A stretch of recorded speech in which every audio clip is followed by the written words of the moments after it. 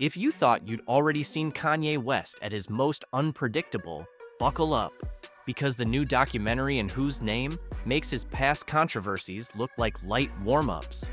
Forget Yeezy drops or midnight rants on social media. This time, the drama isn't about sneakers or sound bites. It's about something far more personal, raw, and deeply unsettling. Kanye versus Kris Jenner in what might be the most emotionally volcanic face-off of his entire career. And yes, it's all caught on camera. The scene that shook Hollywood. There's a moment in Whose Name that audiences are already calling the scene. It's the kind of moment that doesn't just go viral, it lingers uncomfortably in your mind. The setup. Kris Jenner sits across from Kanye, trying to reach him. Motherly warmth and business polish colliding in one trembling package. She tells him she loves him. She tells him she doesn't want him to feel like he has to be perfect. And then, in a voice that's equal parts compassion and exhaustion, she begs him to take his medication. For a split second, it feels like maybe, just maybe, she's breaking through. Then Kanye detonates. He explodes. Shouting, pacing, his words cutting through the air like shrapnel. He accuses Kris and the Kardashian family of emasculating him, of stripping away his dignity while the world watched. He claims that the only reason they ever got away with it was because he was medicated, subdued, dulled, compliant. His voice grows louder, his anger rawer, his pain sharper. At one point, he shouts that he would rather be gone, literally no longer here, than take medication again. The words hang in the air, heavy and terrifying. Kris, now visibly shaken, tries to intervene, but Kanye drowns her out, repeating, "It does matter, it does matter, it does matter," like a mantra of defiance and despair. A scene that feels too real. If you've ever watched reality TV and thought, "Wow, this feels staged," this scene will obliterate that illusion. Nothing about it feels performative. There's no background music, no clever editing, no PR-approved filter. It's just raw human pain colliding with years of unresolved tension. At one point, Kanye storms out, only to return moments later, clutching a sweatshirt and, of course, a MAGA hat. It's classic Kanye symbolism. Rebellion meets identity meets chaos. He throws a piercing question at Kris. "Did you have an effect on my mental health?" And suddenly, the matriarch who has handled divorces, scandals, and billion-dollar empires looks utterly powerless. Tears roll down her face.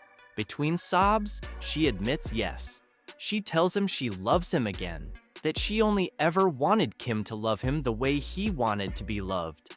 It's heartbreaking, uncomfortable, and so intimate that it almost feels wrong to be watching. But that's precisely why it hits so hard. Because for once, there's no brand strategy or spin strong enough to contain the pain.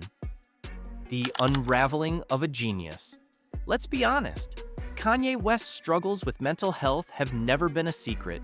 He's spoken openly about being diagnosed with bipolar disorder, about his refusal to take certain medications, and about how he believes those meds suppress his creativity. "They make me feel less like me," he once said. And for Kanye, a man whose entire identity revolves around self-expression, that's a terrifying thought. But In Whose Name doesn't portray this as just another Kanye being Kanye moment. It's not quirky, it's not eccentric, and it's definitely not art. It's a man unraveling in real time, a creative mind at war with itself. You can practically feel the internal tug of war, genius versus survival, ego versus vulnerability, control versus chaos. It's not about fame, fashion, or politics anymore. It's about a man who's terrified of losing his essence, but equally terrified of what happens if he doesn't get help. And that's where the tragedy lies. Because you can tell he knows something's wrong, but the fear of losing his spark keeps him from accepting the cure. Kris Jenner. Say what you will about Kris Jenner. Love her, fear her, meme her. But in this scene, She's not a mogul or a master manipulator. She's a mom. And for the first time, her power seems useless. This is the woman who's built empires from scandal, turned heartbreak into headlines, and monetized family drama better than any Hollywood producer. Yet sitting in front of Kanye, she's stripped of all that control. No negotiation tactics. No, let's fix this with a photo shoot. Just a desperate mother figure trying and failing to save someone from himself. The irony is almost cinematic. For years, Kris has managed chaos like an art form. But this isn't a publicity storm she can weather. This is the human cost of fame, of power, of constantly living under the world's microscope. And it's coming for everyone, even her. The chilling line that says it all. When Kanye screams, "I would rather be gone than take medication," it's not just a shocking line for the documentary. It's a window into his psyche, and a reminder of how thin the line between genius and self-destruction can be. That sentence alone could be studied in film schools, therapy sessions, or even philosophy classes. It's defiance, vulnerability, and despair all rolled into one. So, there's this billionaire artist who made some of the most influential albums of the 21st century. He's having a breakdown on camera while wearing a red hat that divided a nation, yelling at his former mother-in-law, who also happens to be a global marketing mastermind. Even the alien would say, "Yeah, Earth sounds stressful." The documentary's brutal honesty, the brilliance of In Whose Name, is that it doesn't flinch. It could have easily edited around the chaos, softened the blow, made Kanye look like a misunderstood visionary instead of a man spiraling. But it didn't. It let the moment breathe, letting audiences sit in the discomfort. This isn't a glossy redemption story or a cautionary tale with a tidy morale. It's a mirror held up to our obsession with celebrity meltdowns. Because let's face it, we've all watched Kanye's public unraveling for years, popcorn in hand, treating it like entertainment. But seeing him like this, vulnerable, unfiltered, and surrounded by people who genuinely care, forces us to confront an ugly truth. These train wrecks we meme about, they involve real people, real families, real pain, when genius meets tragedy. Kanye has always been a paradox. The same man who gave us Graduation and 808s and Heartbreak is also the man who once interrupted Taylor Swift on stage and declared himself a god. His brilliance and his volatility come from the same place, a mind that refuses to be ordinary. But In Whose Name strips away the myth of tortured genius and shows the cost of that defiance. Behind the bravado is a man terrified of being ordinary, terrified of losing control, and terrified of becoming his own worst enemy. Watching him lash out at Kris, not as a celebrity feud, but as a desperate plea, is heartbreaking. It's not arrogance, it's agony.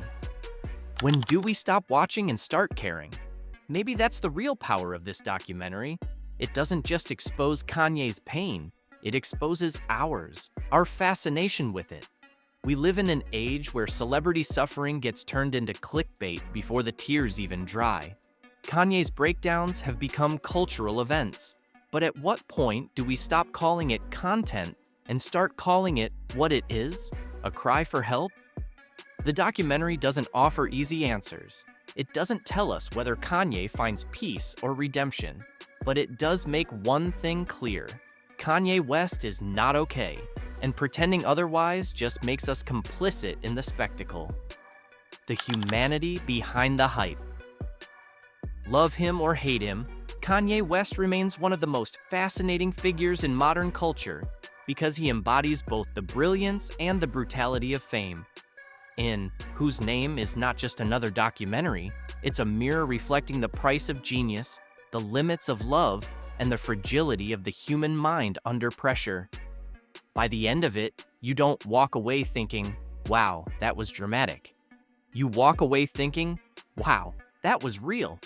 You see a mother broken. You see a man lost. you see the high-definition tragedy of a life that's both extraordinary and unbearably human. And somewhere between the shouting, the tears, and the trembling voices, you can't help but wonder, what if the world had stopped watching Kanye for entertainment and started listening to him for understanding years ago?